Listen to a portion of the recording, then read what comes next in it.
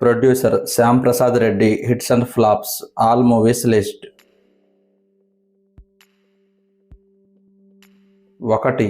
తలంబ్రాలు 1987లో రిలీజ్ అయింది, super hit. 2. ఆహుతి 1988లో release అయింది, సూపర్ హిట్. 3. అంకుశం 1989లో రిలీజ్ అయింది, బ్లాక్ బస్టర్.